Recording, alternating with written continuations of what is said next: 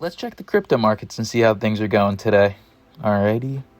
Looking good? Okay, let's take some leverage. Maybe some more.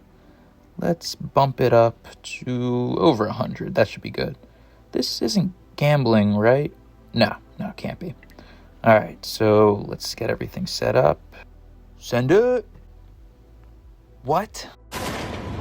When you think of gambling, what do you actually think it is? When I think about gambling, I'll picture a roulette wheel or someone shooting dice at the craps table.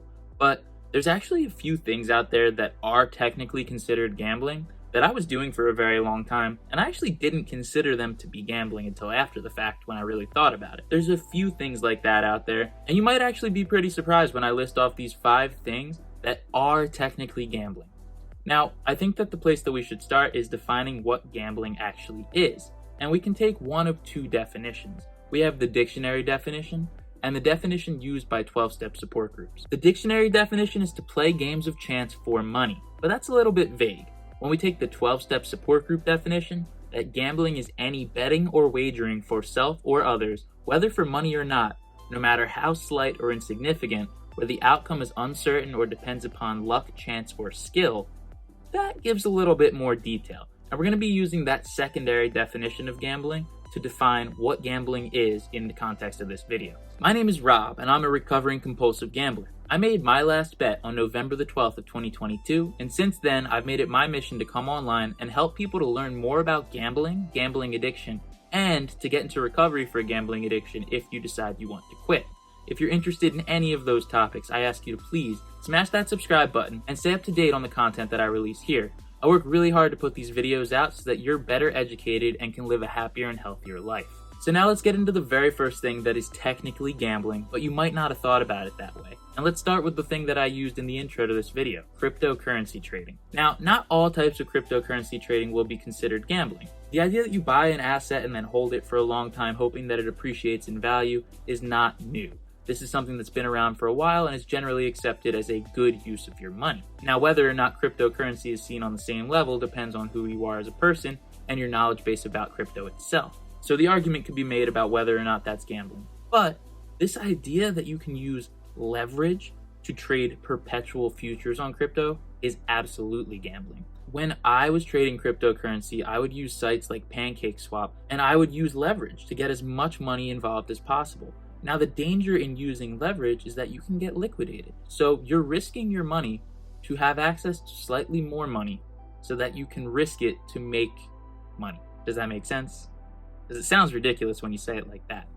But essentially, this idea of using leverage, you can lose.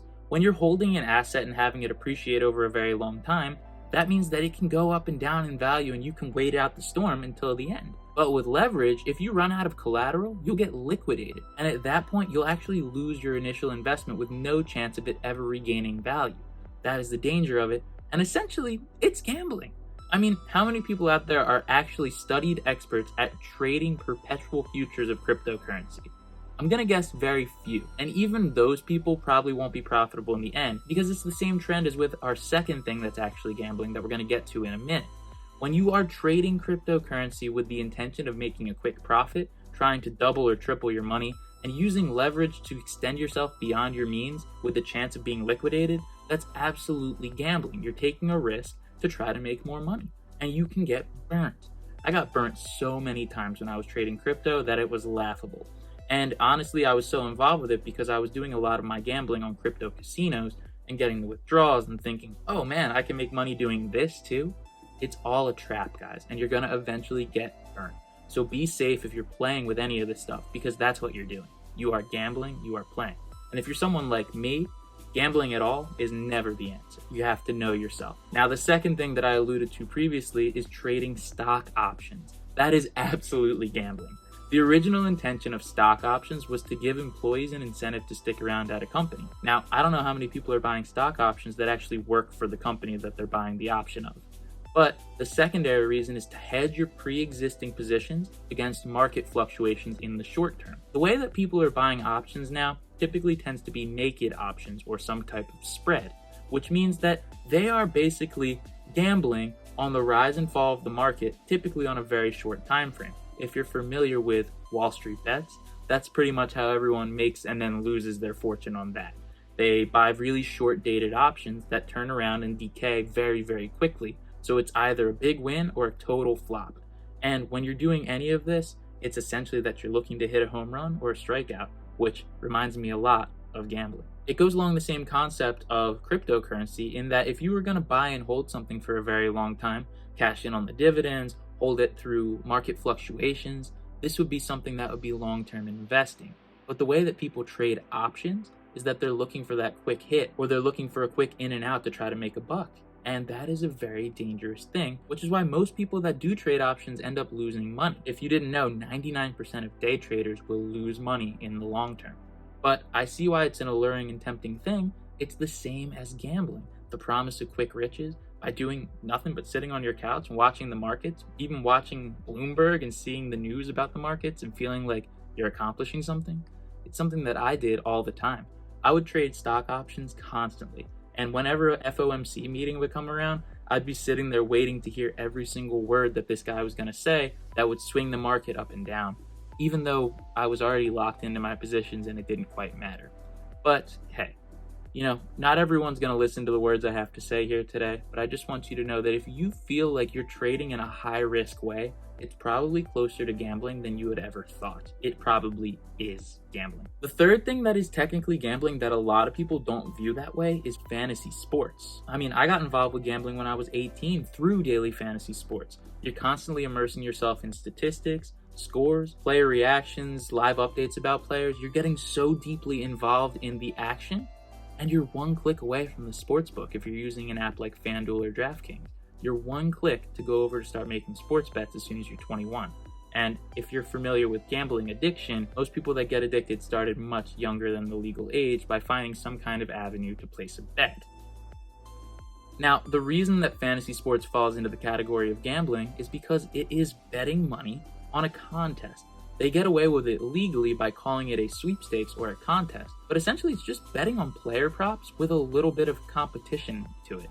You're competing against other players as well, which is slightly different than competing against the house, but it's also something that's not going to be profitable long term because just like the fifth thing that we're going to be talking about today, it's not something that is actually predictable.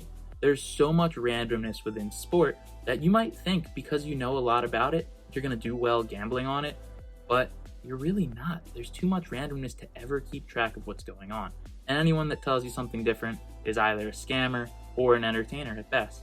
And that's someone that's going to get paid ad revenue to talk about their sports picks on YouTube, or they're going to try to sell you their picks with a premium pick package. But that goes along with, again, the thing we're going to talk about fifth, which you might be able to guess by this point, now that I keep rambling. The fourth thing that's technically gambling that is very, very dangerous right now for younger people is video games. This idea of buying loot boxes or skins within games with the intention of making a profit on your investment is very, very dangerous. Let's take a step back. What are loot boxes? Essentially, you buy a mystery box of in-game items for a specific price, and whatever's inside that box could be worth more, it could be worth less, or it could be worth exactly what you paid for. But it's a mystery, and that's why they're called mystery boxes or loot boxes. There's certain countries that have actually banned loot boxes because they have been deemed gambling. Belgium is an example of that. Kids are the ones that are playing these video games, and the younger that you start gambling, the more likely it is you develop a gambling addiction. 2 to 7% of people who start gambling underage, which is a wide range, I understand, but 2 to 7% will develop a gambling addiction, where only 1% will develop a gambling addiction when they start of age to legally gamble.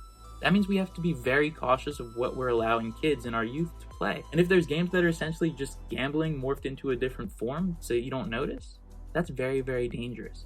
So, video games can absolutely fall into gambling, and that usually comes from the competition aspects of online gaming, where you can wager in-game items against other players, or it comes from those loot boxes. But it's something to look out for, and it's something that I didn't consider to be gambling until after the fact. I mean, the number of times that I had bought FIFA coins was pretty laughable. I didn't even realize I was gambling by doing so. And lastly, and I can't believe this is going to make the list, and you've probably figured it out by now, something that is technically gambling, but a large portion of people consider it to not be gambling, is sports betting. People are considering sports betting to be akin to investing, which is so ridiculous. Guys, There's so much randomness within sport, as we talked about earlier. Nobody's going to make money on it in the long term, besides some statistical anomalies, and it's not anything to do with skill, it's total luck. And it's 1 in a trillion. The chances of you winning gambling on anything are always against you. And with sports betting, it goes the same way. Thinking that you know a lot about sports, watching a lot of games, does not have a correlation to making money. But people will say things like, manage your bankroll properly, and then you'll make money sports betting. To which I always reply, if I'm managing a bankroll properly, that just means I'm losing my money slower, or maybe at a healthier rate. That's not profitable. That just means you might not ruin your life. But if you're someone like me, who's addicted to gambling, saying that sports betting isn't gambling is just your way of justifying yourself and staying in action. I told myself all the time in the past that, hey, I can bet sports more responsibly than I can play slots. So I'll play slots when I'm up money for fun, but I'll have to lock in and make money back on sports when I'm down. That's so ridiculous because both of those things carry a house edge, and you will lose money doing either in the long term. But I didn't see it like that for a very long time. So yeah, surprisingly, the last thing on the list is so obviously gambling, but for a large portion of the society, they're not seeing it that way, and that's very, very dangerous. All of these sportsbooks apps that are out there are feeding into this belief that people think they can get better at sports gambling.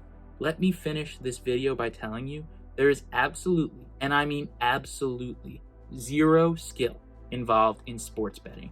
It is gambling. So these were 5 things that are technically gambling, but by many people aren't considered to be gambling. I urge you to stay aware of how you're feeling if you're doing any of these activities, and if you're anything like me, the best thing that you can do is walk away.